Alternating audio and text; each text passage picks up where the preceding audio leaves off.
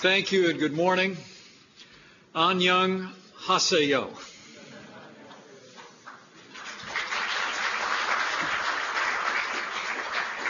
Mark, thank you for that kind introduction. Thank you for your leadership of the U.S. Embassy as our charge d'affaires. Thank you for your long career in the Asian Pacific representing the United States of America in so many different capacities.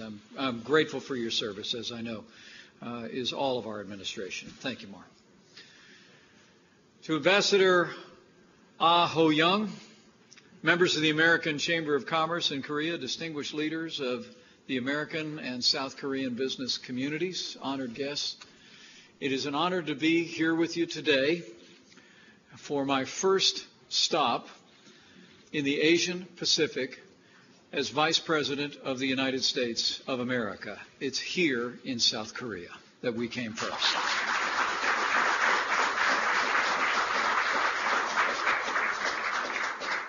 And it's a special honor for me to have with us today a man who I've had the opportunity to spend time with, traveling around, going to the demilitarized zone, being briefed on the circumstances taking place across this region.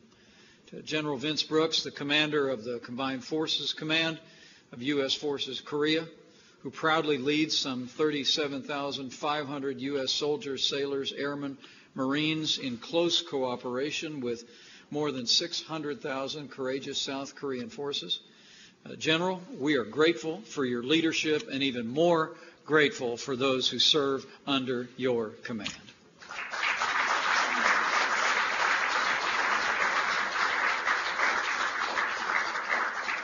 I bring greetings this morning from the 45th President of the United States of America, President Donald Trump. The President asked me to come here to South Korea as a sign of our commitment and his personal commitment to the United States' long-term alliance with this great country and to our not only strategic but economic partnership with South Korea. The bonds of security and commerce between our nations stretch back for decades. More than 60 years ago, the United States helped establish the foundation for South Korea's security and economic strength through great sacrifice. And ever since, the relationship between our two countries has grown for the benefit of both of our nations and all who call them home. Yesterday, I had the privilege to meet with Acting President Hwang Kyo-ahn and leaders of the National Assembly here in South Korea. My message to them, to the people of South Korea, to the business enterprises in this country, and to all of you, on behalf of the President of the United States, is simply this: we are with you 100%.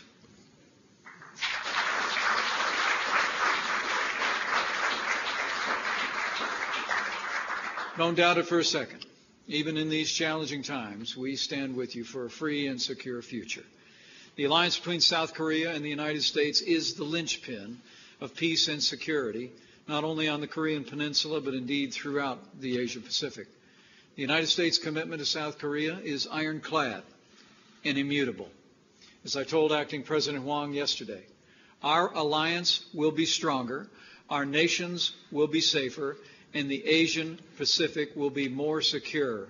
And together, we will address this nation's most dangerous and urgent threat to peace and security, the regime in North Korea, and we will address it together.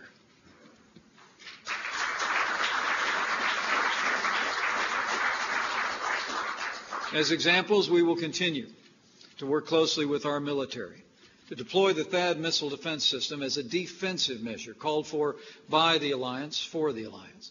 We'll continue to evolve a comprehensive set of capabilities to ensure the security of South Korea.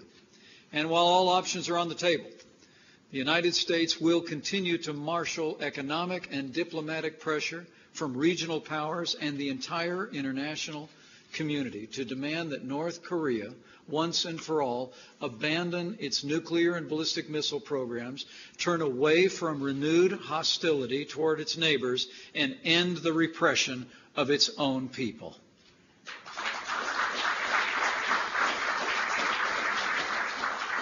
As an example of that outreach, earlier this month, President Trump met with President Xi of China at the Southern White House.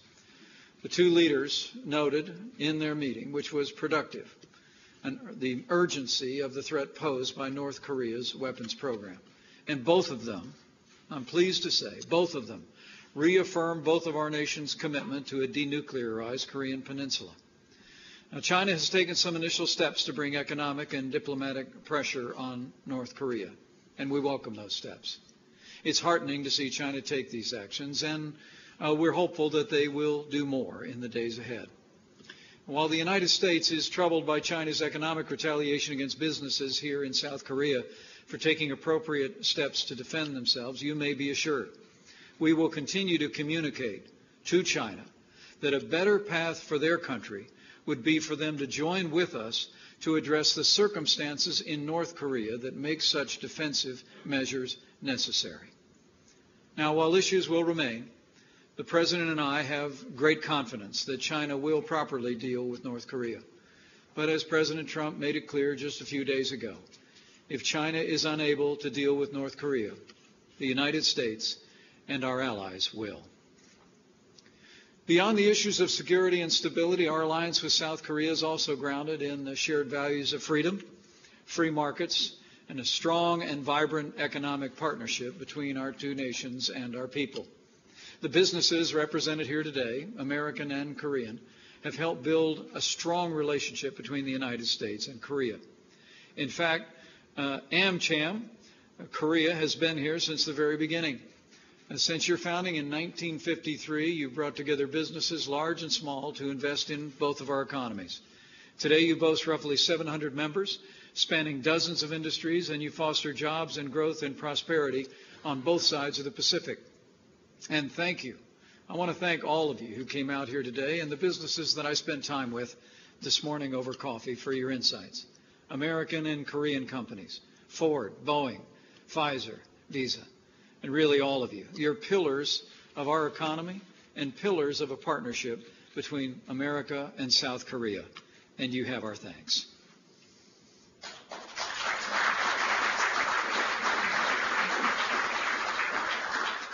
Each of these businesses create jobs and drive innovation in the United States and Korea. Each of you have done a tremendous work in strengthening the bond between our peoples over the last several decades.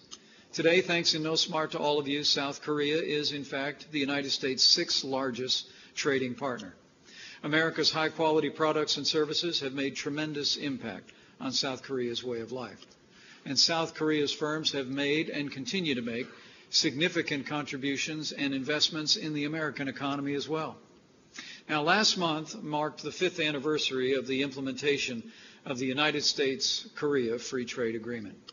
Since KORUS went into effect, our two-way trade in goods and services has grown by nearly $20 billion. The United States goods and services exports have increased by more than 6%. Service exports alone have risen by nearly 30% to a record high of $21.6 billion. And today, South Korea is one of the fastest growing sources of foreign direct investment in the United States of America, with more than $40 billion and growing invested in the United States so far. And that's worth a round of applause.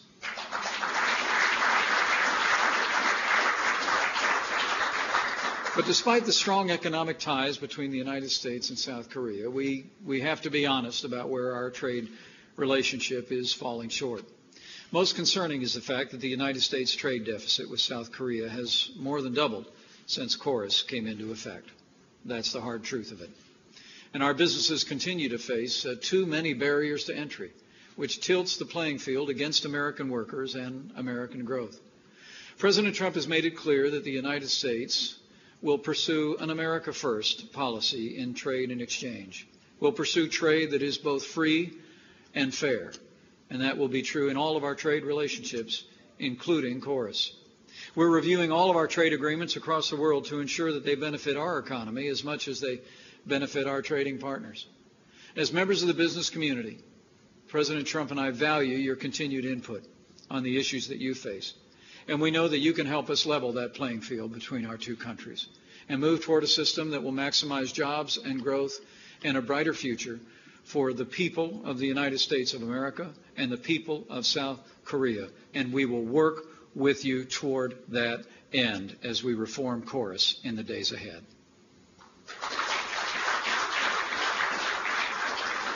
The truth is, a stronger American economy means a stronger economy for South Korea and for all of our trading partners. And you'll be glad to know the United States will continue to be a driver of global growth, and under President Donald Trump, we'll drive that growth like never before.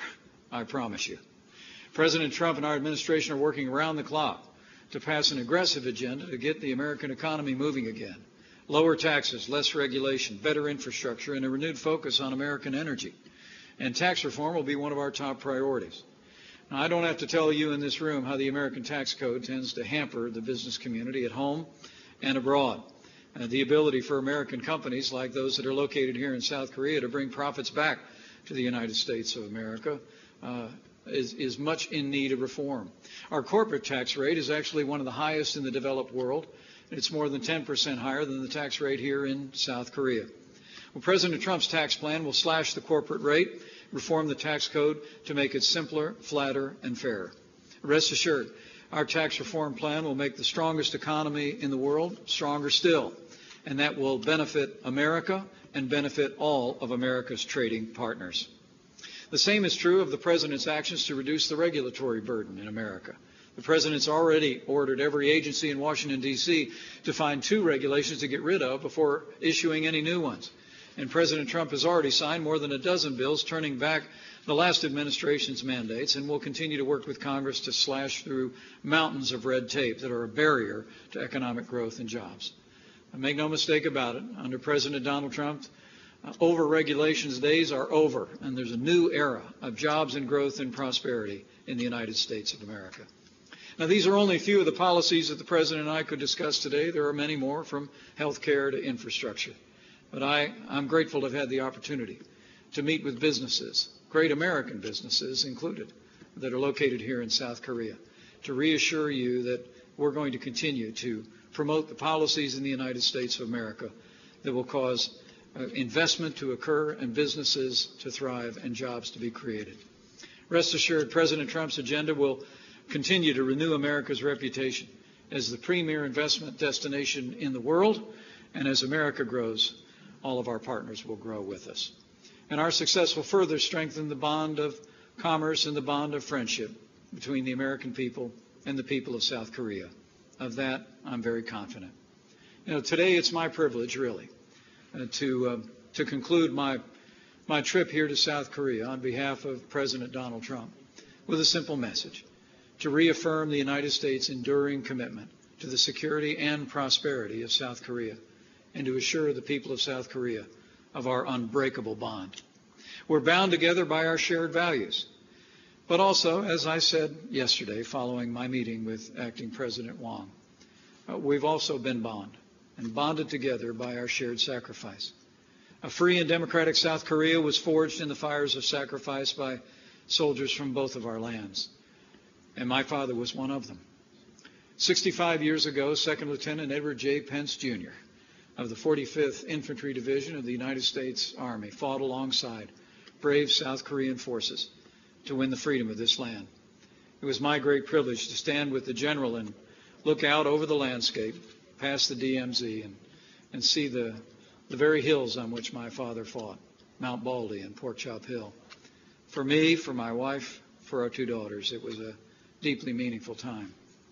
My dad was able to come home to raise a family, but he had friends in uniform, American and Korean, who went home to eternity. And he carried the faces and the names of those heroes in his heart his whole life.